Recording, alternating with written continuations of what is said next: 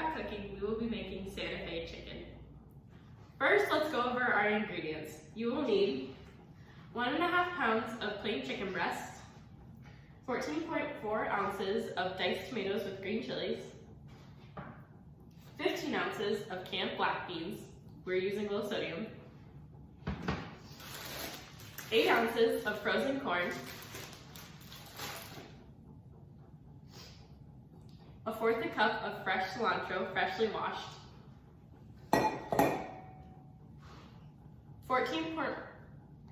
14.4 ounces of low sodium chicken broth, 3 green onions, about 3 to 4 cloves of garlic, 1 onion, any color works, 1 teaspoon of cayenne pepper, 1 teaspoon of cumin, and then to put our chicken on, we will be making some quinoa and brown rice afterwards to serve. You can use any type of rice or quinoa or whatever you want to serve the chicken on. The first thing we're going to do once we get into the kitchen is wash our hands. The CDC recommends washing your hands for about 20 seconds, making sure you get all the way under your fingernails and around your wrists. Let's do that now. Okay. First, to start off our recipe, we're going to begin by lining our crock pot. This is going to make cleanup way easier. The first thing we're going to add into our lined crock pot is our low sodium chicken broth. Anytime you're making stuff with chicken broth, it's always good to try and use things like low sodium or sugar-free. This can get rid of a lot of the higher calorie foods and make your food overall healthier.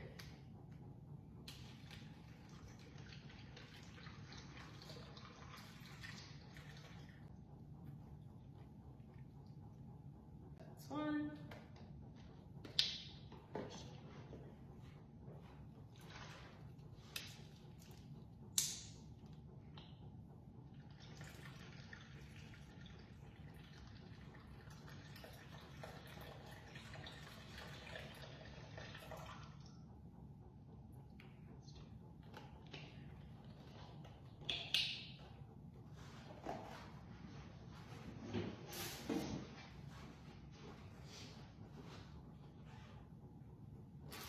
The next thing we're going to add is our frozen corn.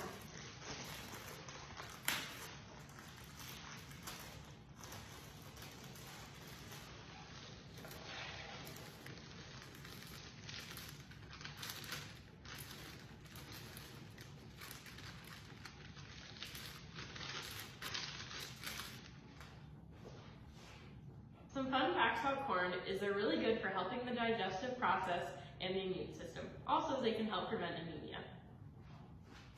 The next thing we're going to do is using a can opener, open up the tomatoes and green chilies and pour that in as well.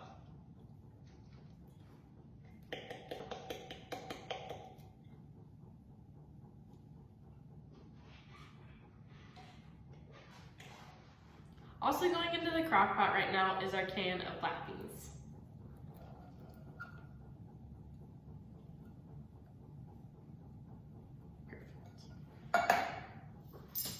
Next, we're going to measure out our spices. First, we do 1 teaspoon of cumin,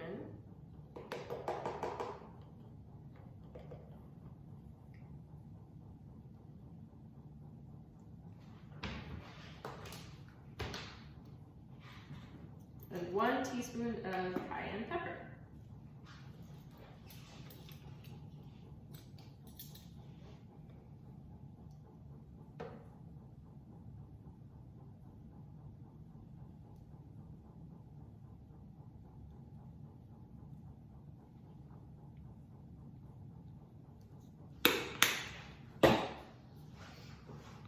One great thing about black beans is they're super high in fiber. This can help create really strong bones.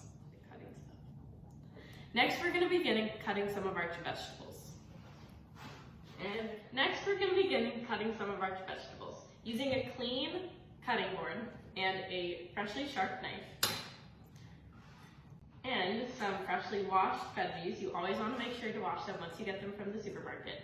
This always gets off whatever preservative substances are on top This makes it way safer to eat. First, we're going to start off by cutting our cilantro.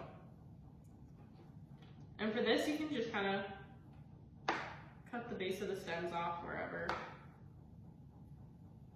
A little bit of stem is okay to leave in there though. An interesting thing about cilantro is a lot of people say it tastes like soap to them. This doesn't happen for me. However, some people don't like cilantro just because they say it has a soapy taste.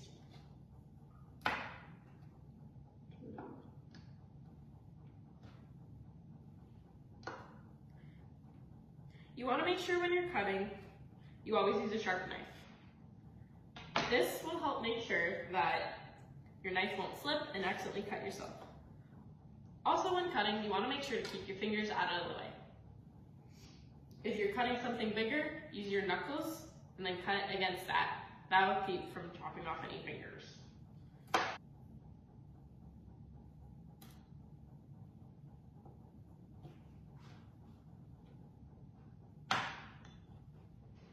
After you've finished cutting up all of your cilantro, you're going to just toss that in the crock pot.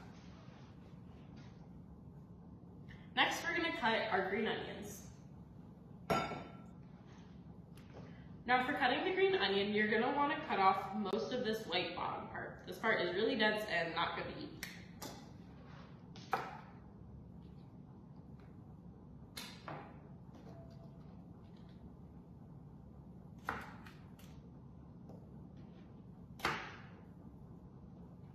After you've cut off the dense bottoms, we're going to just cut the little green onion tubes into just little chunks.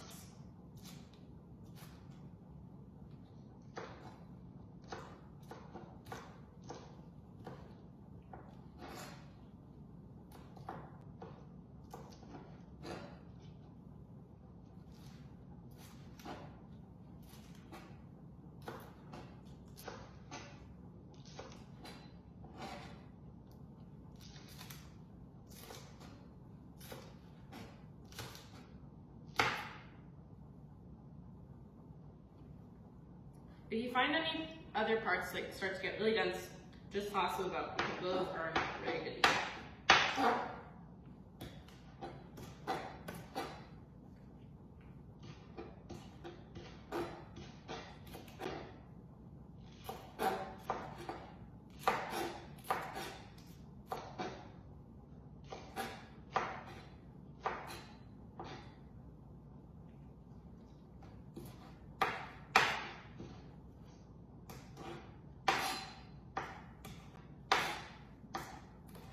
After you finish cutting up your green onion, you're going to want to throw that in the crock pot too.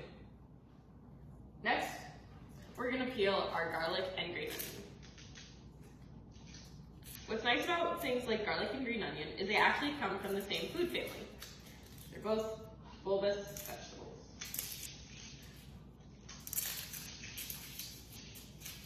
For things like garlic and onions, you really don't need to wash them because they always have a protective outer layer. This is very papery, and it's easy to peel off.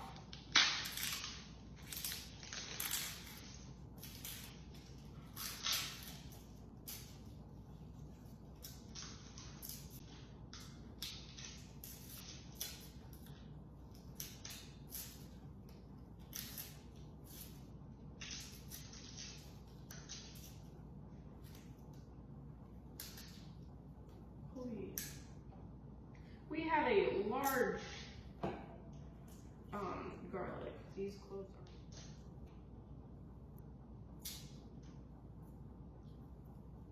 are... Okay. After you've peeled your garlic cloves, we're going to cut them up very finely.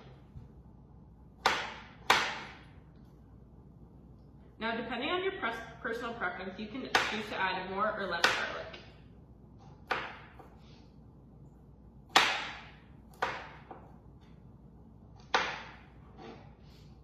One thing that's great about garlic is it actually helps to lower cholesterol.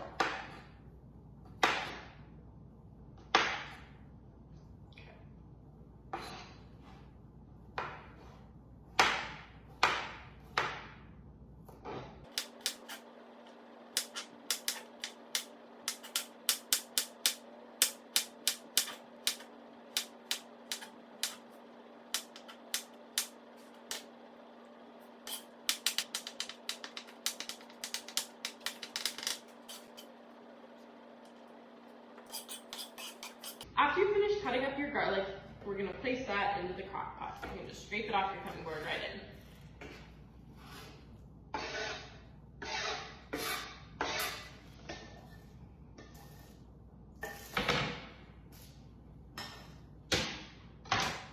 The last thing we have to cut is our onion.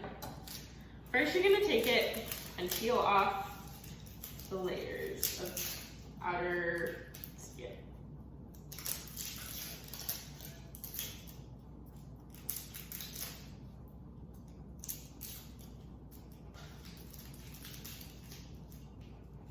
After you've peeled the first layer off your onion, you're gonna start by cutting off the top and bottom.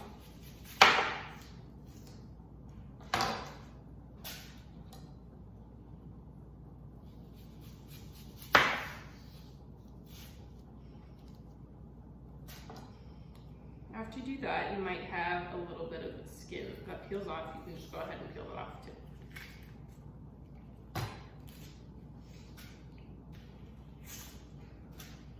Good. Okay. Now let's cut our onion. When cutting the onion, you're gonna wanna hold it kind of like a baseball and not wrapping your fingers over the top. This will prevent you from cutting yourself.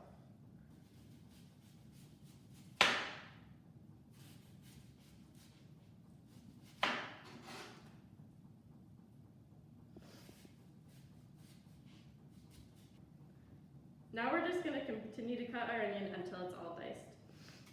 After our onion has been diced, we're just going to scrape it off the cutting board into the crock pot. The last step we need to do is add our chicken into the crock pot.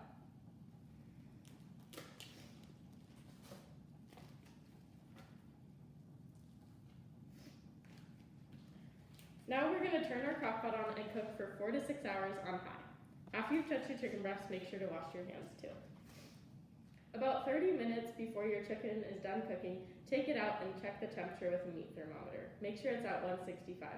If it is, then you can shut up the chicken and place it back in the crock pot for the last 30 minutes.